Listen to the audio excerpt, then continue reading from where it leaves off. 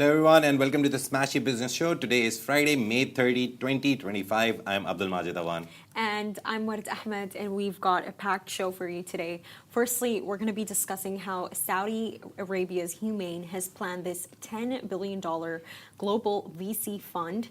And secondly, Dubai viral chocolate can now be found in every single ultra-luxurious Marsa Al Arab hotel, and this is really a part of how the brand's image has evolved into literal exclusivity. And finally, Dubai wellness brand Humantra has secured JamJar investment ahead of its Boots UK launch.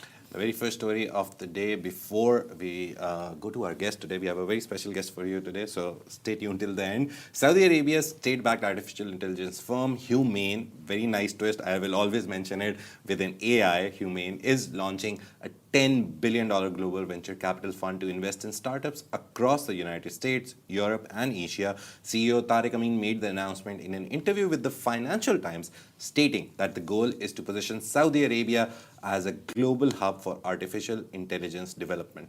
So the new fund is actually designed to support cutting-edge innovation worldwide. So HUMAIN is actually already in advanced discussions with leading players in the AI space, including OpenAI, Elon Musk's xAI, and Andreessen Horowitz. So the firm is also in talks with U.S. partners to actually sell equity stakes in its data center business, with Amin confirming engagement with prominent names in the sector. And HUMAIN was quietly established ahead of a visit by US President Donald Trump. Since its inception, it has secured key partnerships with Qualcomm, NVIDIA, AMD, and Amazon, highlighting growing collaboration between Saudi Arabia and US tech companies. Basically, the company plans to develop a 1.9 gigawatts of data center capacity by 2030, which is going to enable Saudi Arabia to handle 7% of global AI training and inferencing workloads. So this infrastructure expansion is really critical to HUMAIN's long-term goals.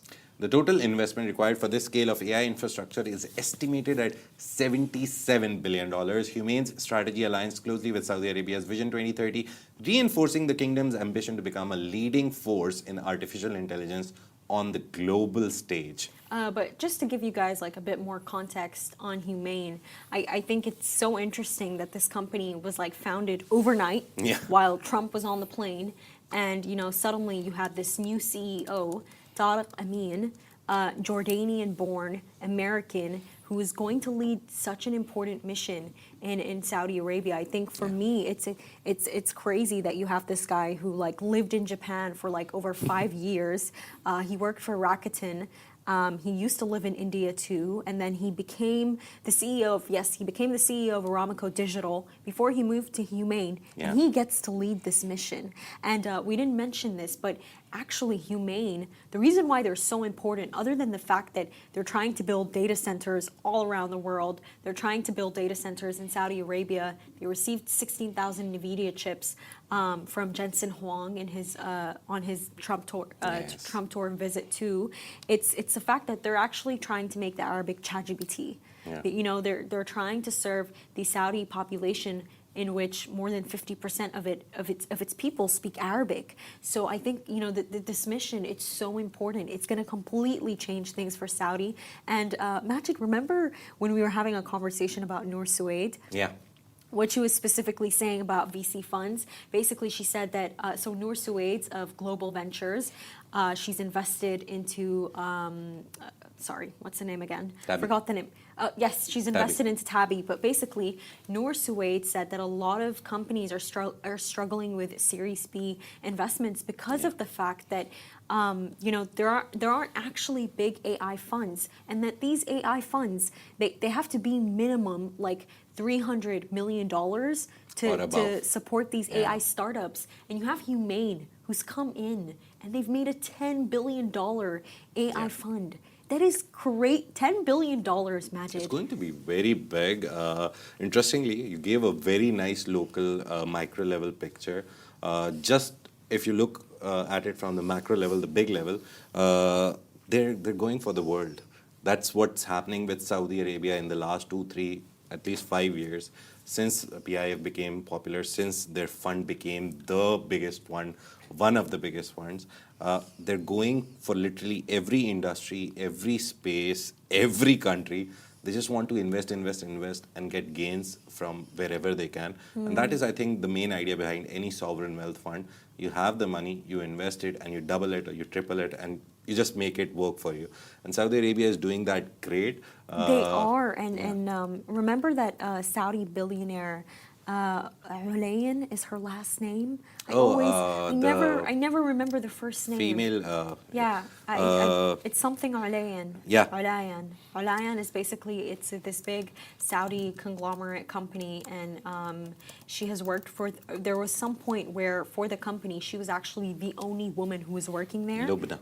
Lubna yes. Suleiman Al Ulayan. So Yes. basically, Lubna was saying that for women in Saudi Arabia, and I'm mentioning women right now because basically it was mentioned that they're actually taking over the AI space in Saudi Arabia. the AI Yes. space in Saudi Arabia, and they're leading most of the jobs. But she was basically saying how most of Saudi Vision 2030 goals for women have already been met, Yeah. and just like in general, these goals have been met, and that they're going to make more goals. So, with HUMAIN, it's just going to keep getting better. Yeah. HUMAIN is the next, to be honest, MGX. I would say MGX because MGX, UAE, Abu Dhabi based. They've done so much. They've invested in OpenAI, XAI. I don't think there is a competition between them, between MGX and HUMAIN. I think it's a very nice way to get Middle East at the center of the AI revolution. MGX Stargate UAE, which was originally only a US-based project, now has their first facility being built in Abu Dhabi. Very interesting. So HUMAIN, with this 10 billion fund, the startups, the setups that they will fund, and then they're planning more. Every day now we will hear something about HUMAIN because they're going big. It's really, really great. Very nice time if you're anywhere related to AI, to be in the Middle East, to be in Saudi, UAE, to be honest, to an extent, Qatar also.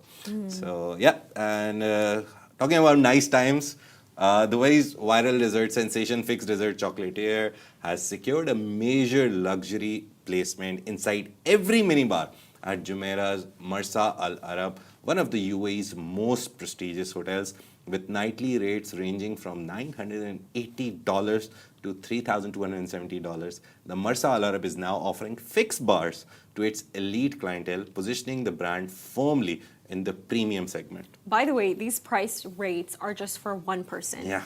Just one person. It's not two people. So founded by British-Egyptian expat Sarah Hamouda and her husband Yazan Alan, Fix has taken an unconventional path in the world of consumer products.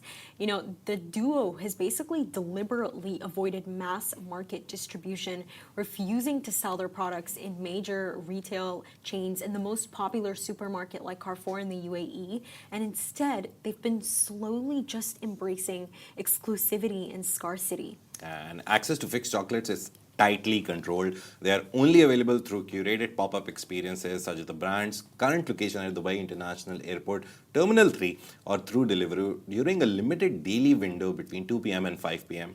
And, it gets better. Fix has only collaborated with some of the most influential figures in the UAE. They created a custom bar for His Highness Sheikh Hamdan, Crown Prince of Dubai, and they basically used his favorite ingredient, halwa. So, you can see here, they only partner with exclusivity. They only partner with the most premium, the most royal, and this is basically reinforcing their brand identity as luxurious in every single way that matters. And guiding this strategic evolution is Imagine FMCG, a Dubai-based brand builder led by Sasha Marashlian.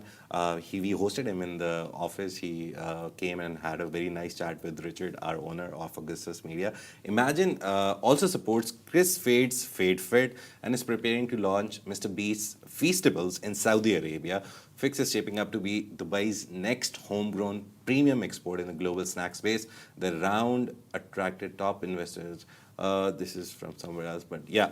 So Dubai chocolate. now you can have it in Marsa or a minibar. I avoid minibars; they're very expensive. But do you see what they're doing though, Majid? It's like it's crazy. These people refuse to sell this viral chocolate in like normal supermarkets. They're refusing to have a normal store. But instead, what are they doing? They're having a pop-up in Dubai Terminal 3. Yeah. Not everyone is traveling every single day. And then they're having it in every single room in Marsa Al Arab. And when they collaborate, they only collaborate with the most famous royal in the UAE. You know, what's this telling us? It's like this brand Fix has evolved to become extremely exclusive. Yeah. That's exactly what it is, because it's been out for a while now. She could capitalize on the global fame and just be absolutely everywhere, like how Fade Fit is. It's everywhere. You find it everywhere. So you know that, you know, with Imagine, the company that it's like point of selling, we know that this is deliberate, because all the other food companies that they're distributing for, they're helping them become everywhere. But with Fix, it's every single decision that they make is about being premium. I think I sat here exactly like in August last year, and I made this comment that the exclusivity part of Fix, it will help them survive, it will make them thrive, to be honest. But there is a time window attached with it, because every little chocolate maker has his own version of Dubai chocolate now. Exactly, and Galaxy just launched one. If I am a consumer who likes chocolate with kunafa, the premium thing that Dubai chocolate makes, I will not wait till 2 p.m. every day to order it from Deliveroo or travel to T3 airport or go to Marsa Al Arab, which is very out of budget. It's a premium experience again. But I can always go for an alternative. And to be honest, their market share eventually will come down. They're selling it at a good price. It's not a bad price. I think 80, 85 dirhams is not bad for one bar of Fixed chocolate. But again, the exclusivity part, maybe one more year. So August to nearly August now, 2 months left. So? I really don't see this next dying year, down. August, if they somehow don't find a way to make it go everywhere, they will lose a big share of the market. Again, I'm not against them. It's just that how markets work. If you don't have enough people eating them, if you don't have mass production of some kind, maybe open pop-up shops in Dubai where you make it fresh and people can buy it. You make a really good point, because basically, according to Entrepreneur Middle East, Sarah Hamouda, she did an interview with them. She was saying that they sell maximum 500 bars every single day. And 580, 40,000 dirhams, they need to scale up. The strategy to scale up will be interesting to see, because it's not easy for such a big brand to just go to the supermarkets and be available at Carrefour. I think this exclusivity, this premium thing, it will work for them for one more year at least. But then they will have to find a way to increase distribution. If they don't, I don't want to name, but we can name it. I think this is not a commercial thing. Galaxy has their own version now. We tested it. It's nice. Honestly, not bad. Honestly, I thought it was better than the real one. Right? The dark chocolate and the kunafa one? No, I actually thought, because with Fix, the milk chocolate one, they can't get kanafa of it. It's actually too sweet for me. So I liked the Galaxy milk chocolate one more. The dark kunafa one, right? I also liked that one. I didn't like the milk one. But again, Lindt came up with it. Every other grocer has some copy of Fox, Fix, Fax. You go to any shop, you'll find a very weird version. Will have the same colors and everything. And for a second, you'll be like, oh, Fix. Oh, no. And then you'll read the name. So they have to go for bigger distribution. Otherwise, they'll lose a lot of money to copycats. They'll lose a lot of money to the big brands who have the holding power. I know she's made a lot of money. They've left their jobs. They're enjoying the money that comes through Fix. But distribution is the next big thing for them. And as soon as they take that step, we'll tell you on Smashy Business. Let's move on to the another brand. The Dubai-founded wellness brand Humantra has secured a major investment from UK-based JamJar Investments just ahead of its national rollout in 1,200 Boots stores across the UK this June. This funding aims to accelerate Humantra's global retail expansion with a strategic focus on the UK market. So, founded in 2022 by the British entrepreneur Charlie Wright, Humantra offers advanced electrolyte formulas designed for modern hydration. I believe they have flavors like pomegranate, lychee, apricot. Yeah. And interestingly, the brand was actually incubated by HB Investments, the private investment office of the Huda Beauty founders Muna Katan and Huda Katan, and quickly gained traction in both the UAE and UK wellness markets. And JamJar Investments, which led the new funding round, is a London-based consumer venture capital firm established in 2012 by the founders of Innocent Drinks, Richard Reed, Adam Ballon, and John Wright. The firm has previously backed high-profile names like Oatly, Deliveroo, Papier, and Babylon. So Humantra actually made its UK debut in 2023 through a collaboration with Represent, a leading British streetwear brand. So since then, it has become the top-selling supplement on both Amazon and Deliveroo UAE, underlying its really huge cross-market appeal.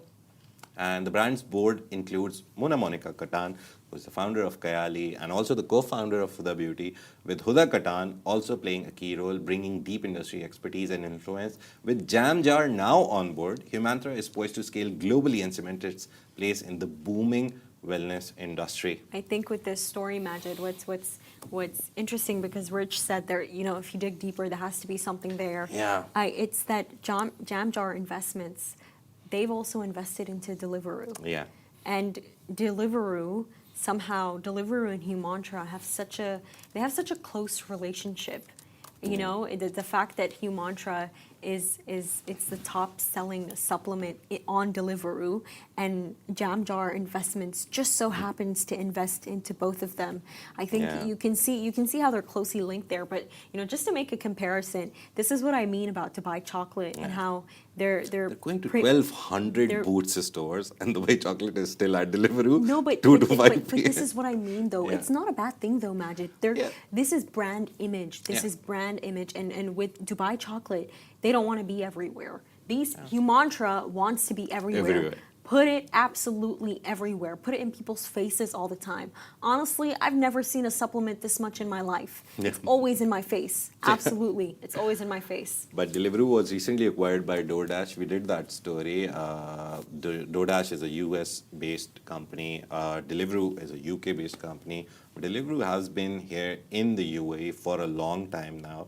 And it was the biggest production of their cloud kitchen systems, which they introduced here. And now, see, it's such a nice web of investments that JamJar invested in Deliveroo. Deliveroo is bought by DoorDash. So somehow, now JamJar has some stake in DoorDash because they've bought Deliveroo.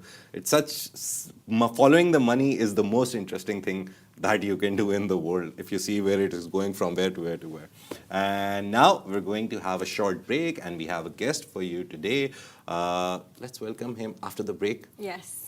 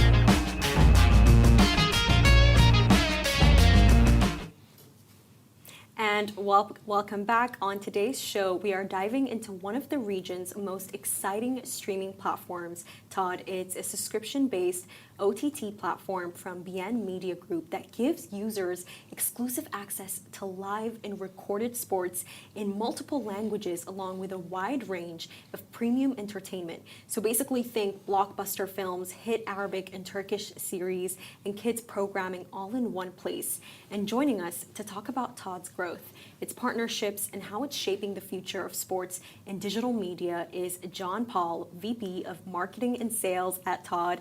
John, it's lovely to have you today. How are you doing? Yeah, very well, thanks, and thanks for having me. We're just having a conversation before it about sports. So yeah, I think we've done the warm-up. But let's start with the very first question. Yesterday I had a guest and I came up with a very nice question. What's the meaning of TOD? Does it stand for something, TV on demand?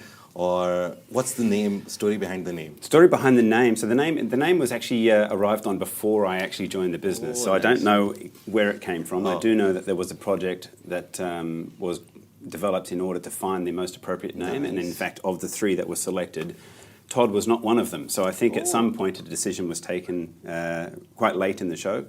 It doesn't actually stand for anything. So TOD is TOD. You could say it's television on demand. I think that was an acronym that was used at the time. But from a branding standpoint, no, it's just straight up TOD. Nice. Okay, and so just to start off, so TOD, it was launched in 2022 under BN Media Group. What I want to know is, how did you guys become so big, and what gaps specifically did you identify in the market that made TOD what it is today? So I think there's probably two things to say. Content has moved from broadcast distribution into online. And so the opportunity for BN Media Group was to enter into the online community as a distribution method. And so TOD became the vehicle through which to do that. It was an enhancement and a sort of migration away from BN Connect, which was the catch-up service that was available through BN. But they wanted to do more. And I think part of the story of the branding is that we're more than sports. And we talked a little bit about that at the start. BN Media Group's very large. It owns Miramax Studios. We've got studios in Turkey. We've got broadcast distribution across the planet. So we wanted to balance out that strategy a little bit. So sports on demand through OTT becomes the opportunity. There's not a lot of businesses globally that do that, and that was the gap that we had identified. I think there's a lot of reasons for why that is a better experience, but we might touch base on those in a bit. And you offer exclusive live sports, as you said, premium entertainment, and even kids programming, and in multiple languages. We were talking about it outside. You were telling me how it's stitched into it. It was really interesting to know. How did TOD strike the right balance? How do you segment your audience? Where does the money come from? Do you think sports works more and then you do kids programming because it's needed, it's a market, or just to diversify the options? Yeah, look, it's a good question. And so I think there's probably a lot of different ways to answer it. The critical part is that sports is live content, and live content is highly, highly valuable, right? And so from an acquisition standpoint, leading with sports as an acquisition solution is a very efficient way to bring on an audience. But you pay through the sports rights. On the flip side, if you're in an entertainment-first strategy, you need to create that demand, right? So your marketing campaigns, the investment, you might spend $100 million on a film, and then $100 million promoting the film that you've just done, right? And so there's a very, very different strategy that forms the two. We are a sports-first acquisition strategy, and then we're a family-friendly content proposition. And so we acquire in sports and we engage through entertainment. And so we bring you in on one, and then we offer the opportunity for the rest to come through. We've got profiles, targeting children. We've got profiles targeting the rest of the family. We've picked up Turkish dramas. We've got the Arabic slate inside of the platform, and therefore we can bring you in on this one, and we keep the rest of the family happy with the rest. Just speaking of bringing us Arabic speakers into everything, I feel like we can all agree with this. The Arab region, it's so culturally distinct. So what I want to know is, how do you use specific marketing and sales strategies to reach those local people in the region that all come from different places, speak different Arabic dialects? Yeah, so that's the fun of the game, right? The good news is that digital is very diverse, and so you can be very, very segmented in the way that you do your marketing campaigns. I think there's probably more to it than just that. Obviously, you can offer a different message in every territory, and you can offer it in the local dialect, but you also pick the right person insofar as the interests. And so if we're looking at Egypt, it's Mo Salah. If we're looking into UAE, it's often Man City, right? And so who you lead with is relevant to the audience that you are actually attracting. Obviously, the same thing goes, and content naturally segments into this space anyway, because you're normally picked by origin, right? So whereas Arabic content, is it Egyptian, is it Khaliji, is it Levant, depending on where it is and what it is, we pick the stars, we pick the audience, we pick the channel for communicating through. You've talked about this, and I think the next question is, how do you personalize it? And I know AI is the coolest word right now. Even if someone doesn't have AI in their system, they're saying, oh, we are AI powered and this and that. How much of AI do you use to personalize it? Yeah, so lots, right? Lots. So I think we are probably the broadest broadcaster of sports globally, right? In terms of the number of assets that we have available on any given weekend. So you can imagine something as complicated or as simple as highlights.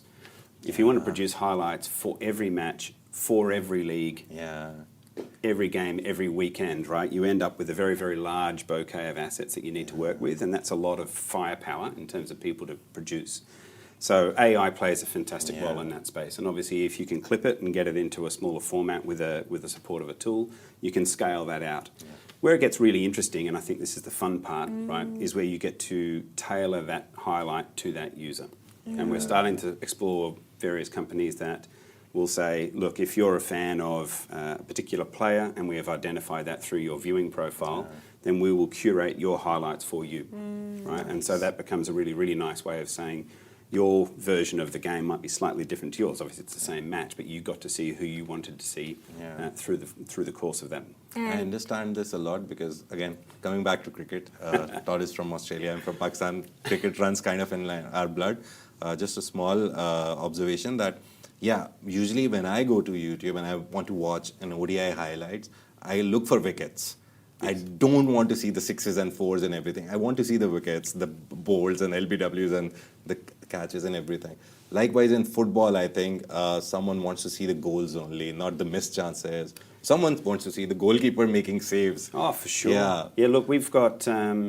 there's a lot of stats-based programs out there that you can link to, right? So they'll put a tag into the asset that tells you when the event occurred, and then you select those events and you can curate your highlights from that. So if you want to see TOD 360 feature does this for us on the platform, but if you pivot the phone onto its side, or in fact it's now available on large screen, you can kind of skip 2 highlights, right? And so it means that you're able to scan across the full match and go to the parts that you want to. And I think the next step for that is, can we take that clip and then let you share that for a conversation with a mate? Because, football is a social event. It's not something that you tend to watch on your own. So did you see this?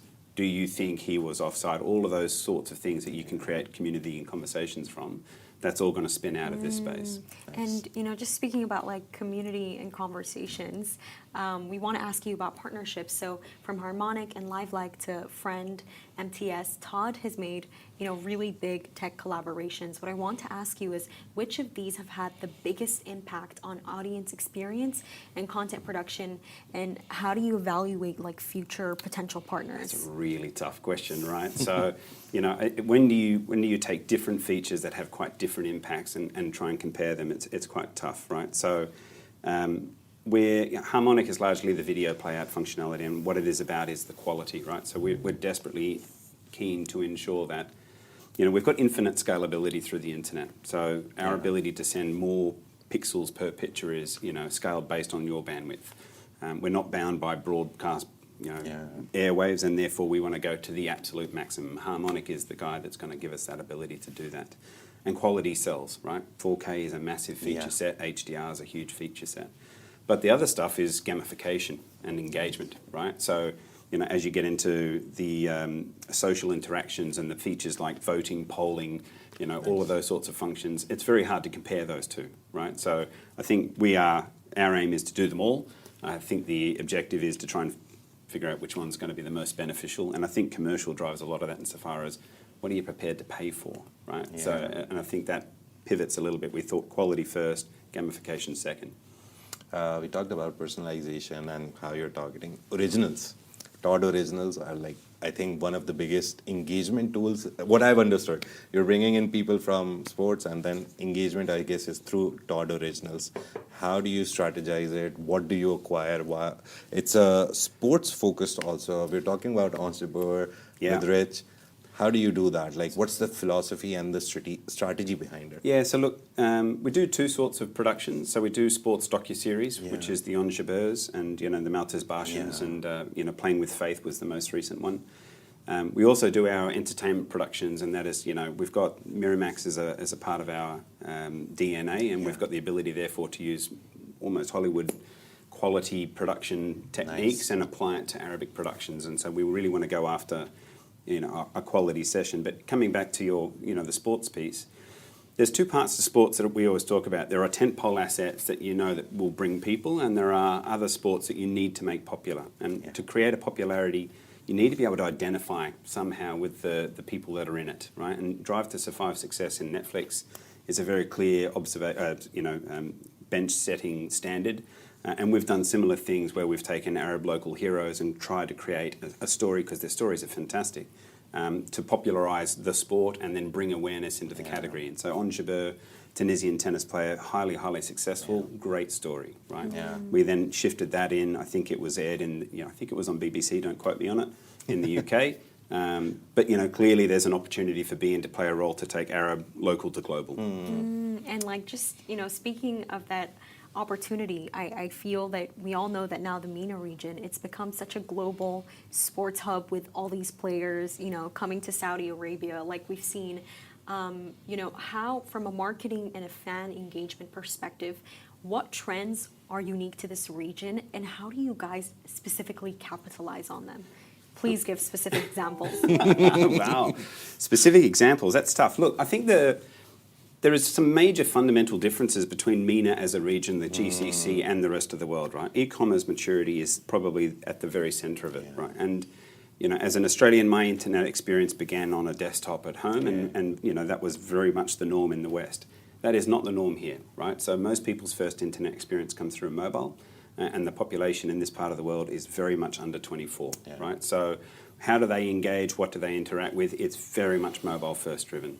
So everything that you then need to do needs to pivot towards that landscape versus that landscape, insofar as are you portrait or are you, literally landscape? I think from that, it's the social interactivity with the players as a consequence of their own fandoms on their own networks, and the role that the league plays versus the player. Champions League. UEFA Champions League. How do you activate such a big event? What goes into it? Like the work, the strategy, the marketing. What goes into? So it's interesting you ask. I saw a 56-page PowerPoint presentation just before I came over for the broadcast side of this weekend. So, there's a whole storytelling piece that comes around the sports. What do we do on Friday? What are we doing on Saturday? What do we do post-match and all the way through?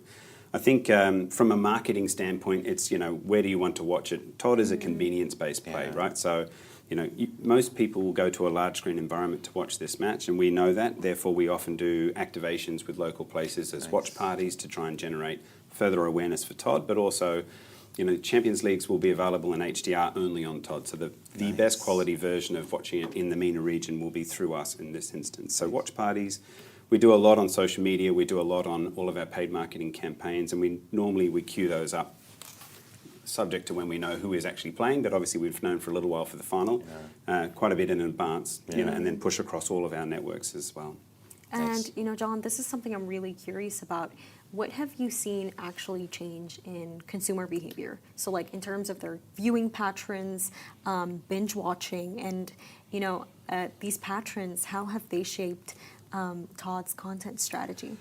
So short format is a very popular format for content at the moment, right? And so we see that through user-generated stuff, and YouTube seems to be, is the king of the space for this.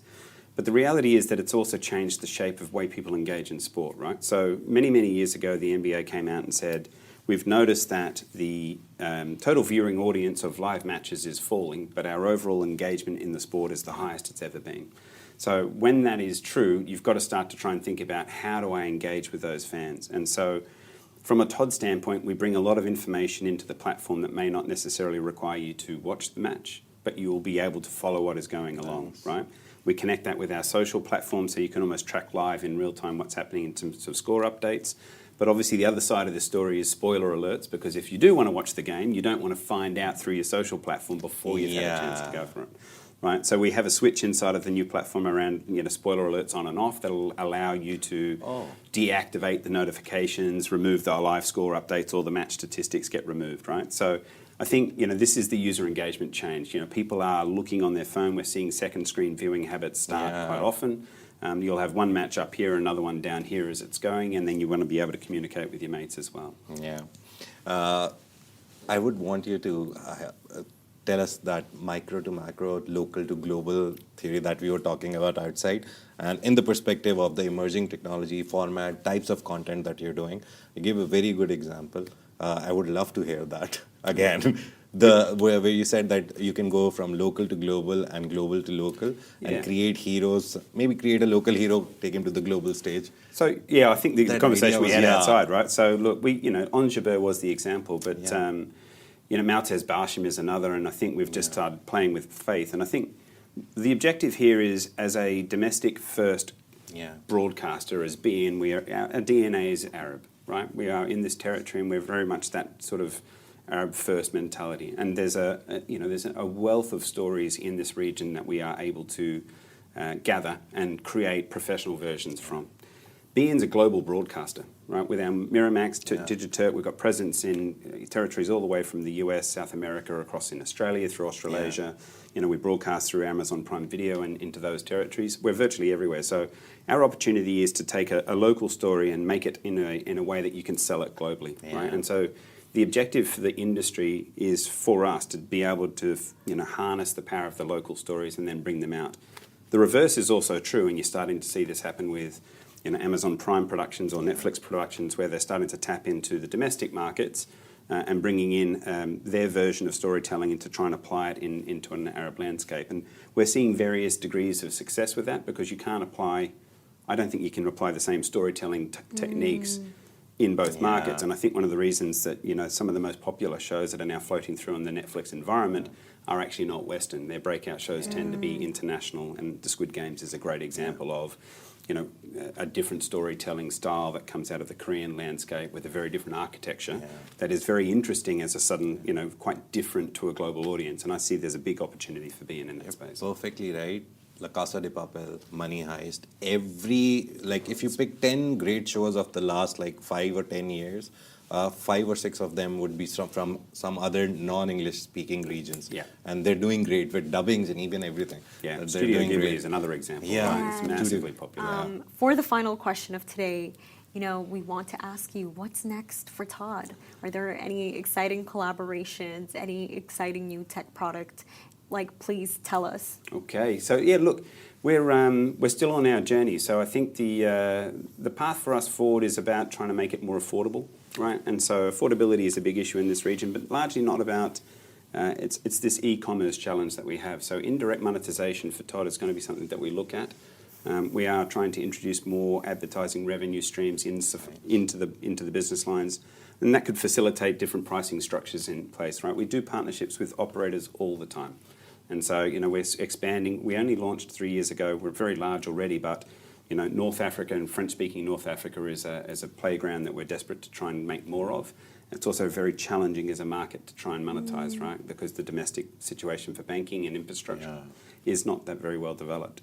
Gamification is the other one, right? So we touched on it before, but there's a lot of opportunity in that space, and we're quite looking forward to introducing the polling features, the profiling pieces.